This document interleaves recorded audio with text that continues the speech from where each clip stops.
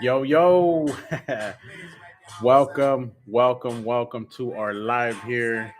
Get home safe. We're just hanging out Friday night, December 5th, 7:35. And I just want to jump on, just hanging out, drinking some Johnny Walker Black on the rocks, listening to some Dom Kennedy and some Nipsey Hussle here. So let me turn this off real quick.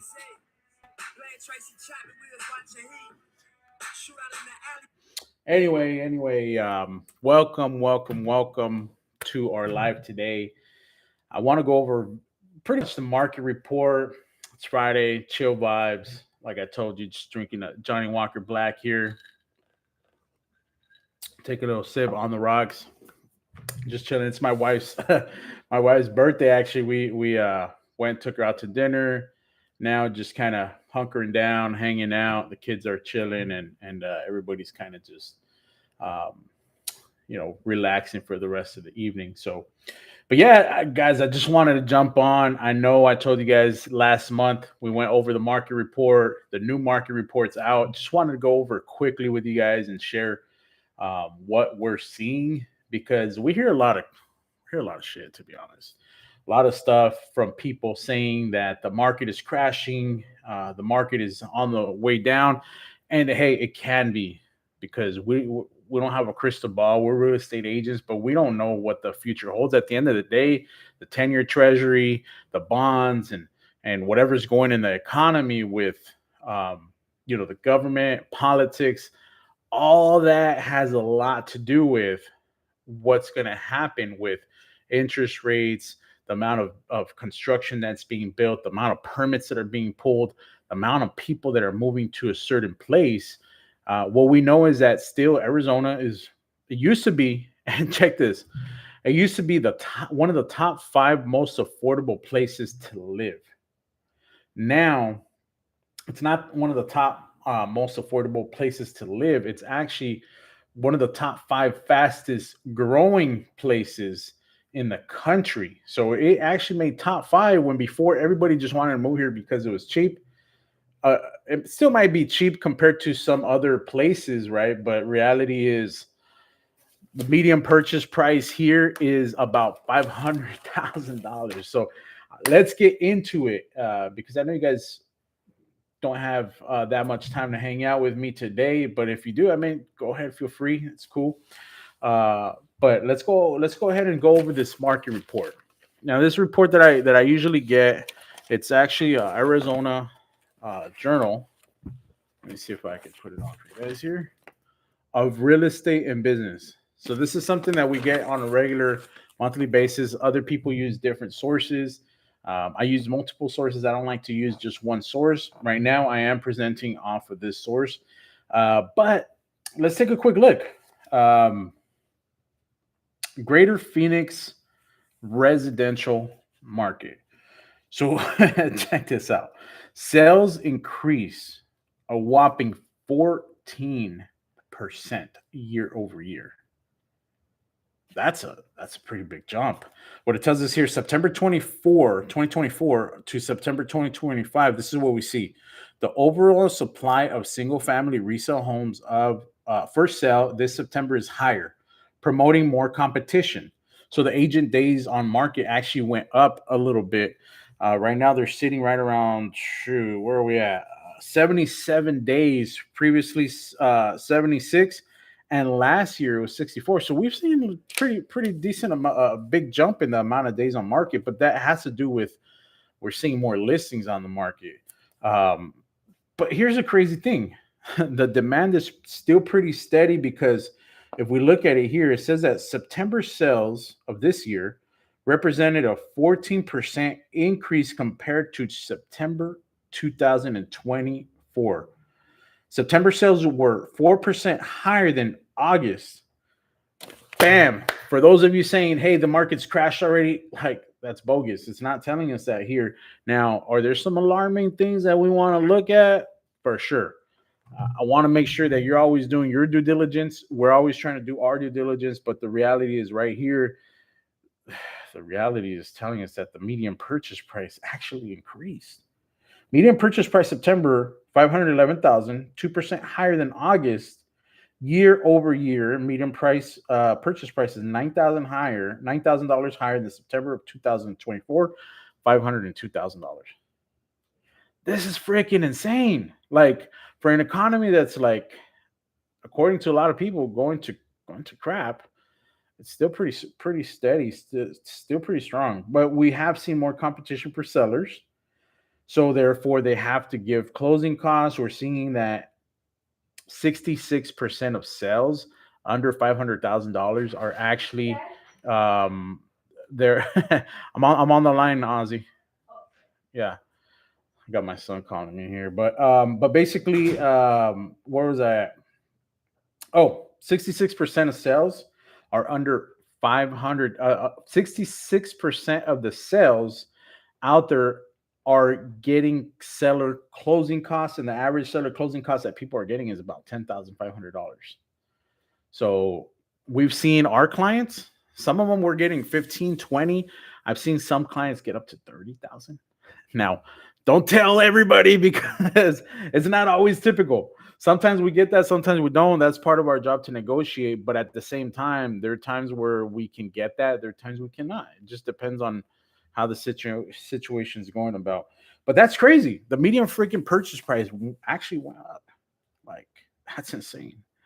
Even though the average days on market are increasing, like this is just a freaking confusing market. Like seriously, guys, like a lot of people have been estimating this thing's gonna crash like 7, 8 years ago and still hasn't. It's like they keep printing money and lower the rates and get people back in the market and all kinds of different things happen. And we haven't seen that dip in the market that a lot of people have been expecting.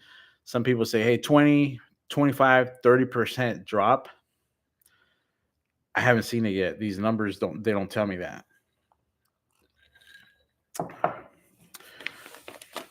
Here's something I want you guys to check out. Conventional loans are 52% of the sales, followed by cash transactions, which are 18%. FHA purchases are also 18%. FHA is the Federal Housing Administration. Most of your first-time buyers typically use the FHA.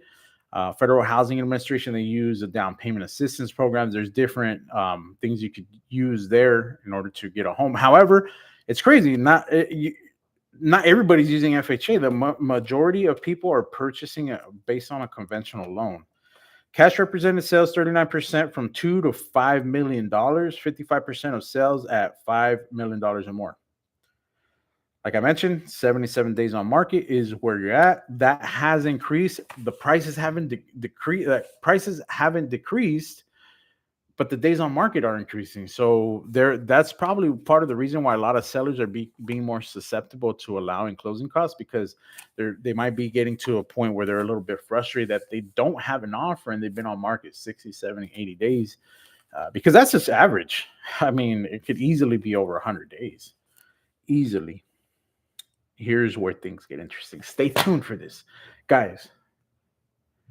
Now, they tell us not to be alarmed about this, but it's something to take into consideration because it's a notice of trustee sales and foreclosed properties. Check this out. In September, 398 were higher than last September, 335. Very small increase. The number of foreclosed properties was also higher this September, over 107 over last September, 59. It's not a lot, but it's almost double. So there might be some kind of trend there. We don't know. Something to consider. One other thing to consider here is, let's see.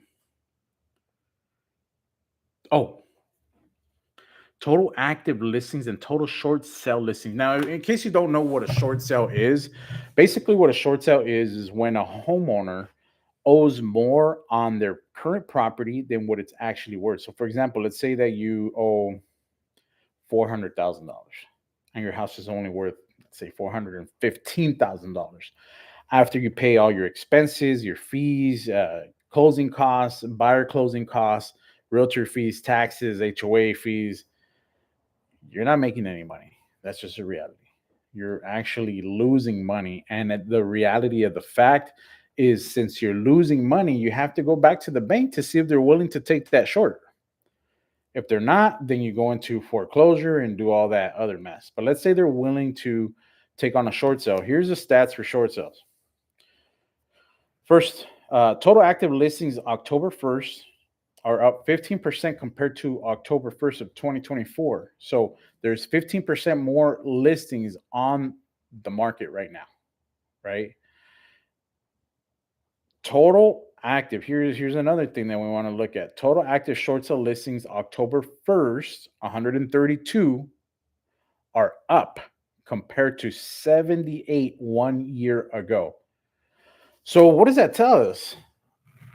That tells us that there's almost double the amount of people that are trying to short on their home, meaning that they don't have enough equity to sell it and actually make a profit. So they're actually having to go back to the bank, see if the bank's willing to take a short on that loan. But yeah, that's something that's pretty interesting that you might want to take a look at, because like we don't know where this market's headed, but like that's something that's intriguing to me. I'm sure it's intriguing to other people. All right, let's get through this. We're almost done, guys. It's been 11 minutes. Um, if you have family, friends, coworkers, anybody that's also looking to make a move in this market, hit up your boy, shoot me a DM, contact me. Um, let's get them in a position to buy. Let's say they already are in a position to buy. We could get them in a house in as little as 30, 45 days, depending on the home that they're looking for. Let's get them into a place. I'd be super excited to help them out. The median monthly rent right now is $2,277, almost $2,300. Um, it was higher in 2024, so the rental price has actually gone down a little bit. Rental days on market is actually shorter than sales days on market. So overall, guys, that's what we're seeing. We're seeing a lot of speculation, a lot of talking, a lot of people saying what they think, but we just don't really know. These numbers here say something different. And at the end of the day, like, we go off of the current numbers, we don't go off of speculation, because the reality is, like, everybody, like, let's say Warren Buffett has a way of thinking, Elon Musk has a way of thinking, Jeff Bezos has a way of thinking, Bill Gates has a different way of thinking, and all those guys have so much power in anything that has to do with the economy. And when two or three of those level guys are able to maneuver things, sometimes it affects everybody on the lower end of the totem pole, and that would be you and I, because chances are you're not a Jeff Bezos. I'm not. Chances are you're not an Elon Musk. I'm not. We're just regular people trying to make a living and help families get into a house, help them buy a house or sell a house. And at the same time, most of my clients are regular people that either have their businesses. Some of them make 6, 7 figures, others make five, closer to 6 figures. So it varies, it changes a lot. But at the same time, most of the people that I work with don't have that kind of leverage, such as a person with that magnitude that has a business where they have thousands of employees, or they have a way to move the market share. um, but yeah, yeah, guys, I mean, I just wanted to jump on, kind of share that with you. Hopefully you guys are finding some of this content good, amusing, beneficial, insightful. And I'm here to just to share some of what we know, some of the knowledge that we've been able to procure over the last 11 years being in this industry, and just learning from other individuals. Because at the end of the day, that's how we were able to continue to adapt in a market like this one, because it almost seems like every single year it's changing. When I started in the business, I was super heavy on open houses, door knocking, just cold calling and things like that. Expireds, cancels for sale by owners. Hence, that stuff still works, but it takes a lot more. Now we're seeing a lot of our returns coming in from TikTok, Instagram, Facebook, YouTube. Send me a deal. Send me a deal. I'm making this long for form content for you. You don't see this kind of content on Instagram and Facebook for the most part. I do a lot of shorts. Um, Obviously, I'm on YouTube live right now. I might jump into a TikTok live here shortly, just to kind of get that going and maybe get the same kind of updates. But yeah, guys, don't want to talk your ear off. Enjoy the rest of your evening. Johnny Walker Black. Hopefully, you guys are enjoying your weekend as well. We're gonna put some jams on again. Let's see. Hold on. Before you leave, stay on with me for a couple of seconds. We're about to put some. Boom. There you go. There you go. Anyway, y'all, enjoy your weekend. Thank you guys for jumping on. Whether you saw the whole thing or you just skipped, went back and forth, I still appreciate your viewership. We're about to monetize here on YouTube, which wish me luck. We'll see how that goes. I've never tried that before, but yeah, have a good rest of your weekend, guys. I'll see you at church on Sunday if you go. If not, we'll communicate online, social media. You know how to reach me. Let's go.